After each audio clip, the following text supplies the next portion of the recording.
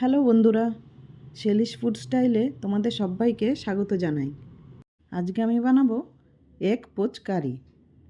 খুবই টেস্টি একটা রেসিপি। চলো বন্ধুরা, রেসিপিটা দেখে নিই। প্রথমেই আমি মশলাটা রেডি করে নেব। তার জন্য নিয়ে নিয়েছি একটা বড় পেঁয়াজ, এরকম টুকরো করে কেটে নিয়েছি, রসুন, আদা আর কাঁচা লঙ্কা। এবার একটা চপার নিয়ে নিয়েছি। চপারের মধ্যে পেঁয়াজ, রসুন, আদা আর কাঁচা লঙ্কাটা দিয়ে দিচ্ছি।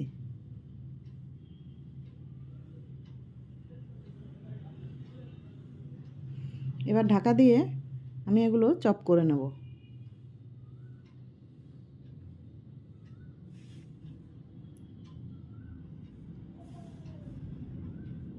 আপনাদের কাছে চপার না থাকলেও মিক্সিতেও পিষে নিতে পারেন।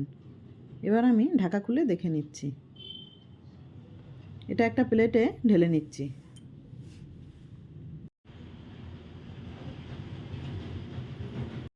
এবার নিয়ে নেব একটা তরকা প্যান, দিয়ে দেব 1 চামচ তেল, আর দিয়ে দিচ্ছি ডিমটা ফাটিয়ে প্যানের মধ্যে দিয়ে দিচ্ছি,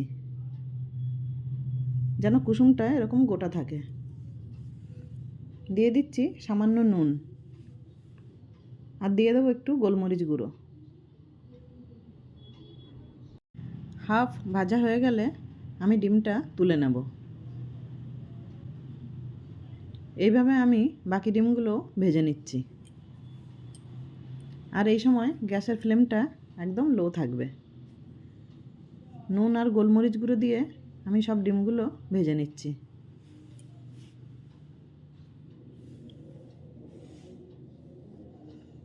দেখো বন্ধুরা, সব ডিমগুলো ভাজা হয়ে গেছে।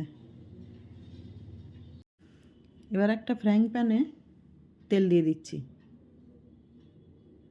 তেল গরম হলে দিয়ে দিচ্ছি সামান্য গোটা জিরে, আর দিয়ে দিচ্ছি চপ করা পেঁয়াজ, রসুন, আদা আর কাঁচা লঙ্কাটা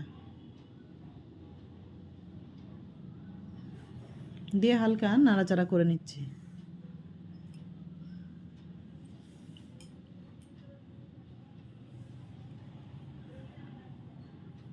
এটা আমি ভালো করে ভেজে নেব।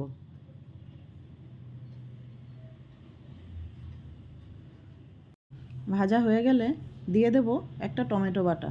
টমেটোটা আমি মিক্সিতে পিষে নিয়েছি। টমেটোটাও ভেজে নেব। টমেটোটা ততক্ষণ ভাজবো এর কাঁচা গন্ধটা যতক্ষণ না দূর হয়।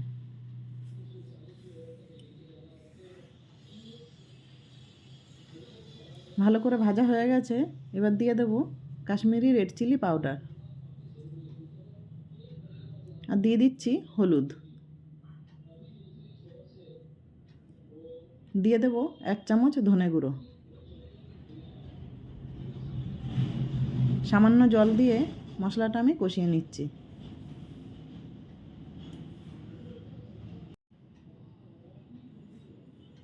মশলাটা ভালো করে কষাতে থাকবো। দিয়ে দেব স্বাদমতো নুন। নুনটা দিয়ে আরও খানিকক্ষণ কষিয়ে নিচ্ছি। মশলা থেকে তেল ছেড়ে দিয়েছে। মশলাটা কষানো হয়ে গেছে। এবার দিয়ে দেব জল। আমি এখানে হাফ গ্লাস মতো জল দিয়েছি।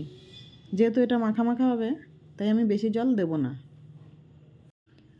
ঝোলটা ফুটে উঠলে ডিমের পোচগুলো দিয়ে দেব।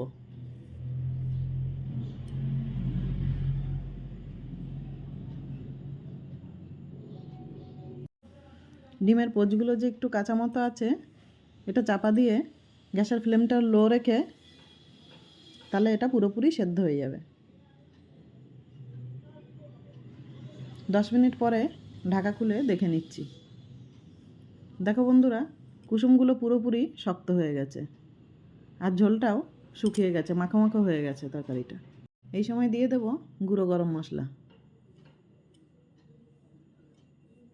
আর দিয়ে দিচ্ছি ধনেপাতা কুচানো।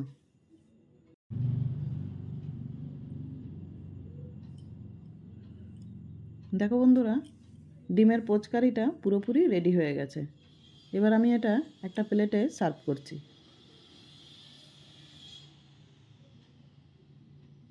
বন্ধুরা, এবার এটা গরম ভাতের সাথে পরিবেশন করুন, আর খেতে খুবই টেস্টি হয়। ভিডিওটা কেমন হয়েছে বন্ধুরা কমেন্ট করে জানাবেন। আর দেখা হবে পরের ভিডিওতে।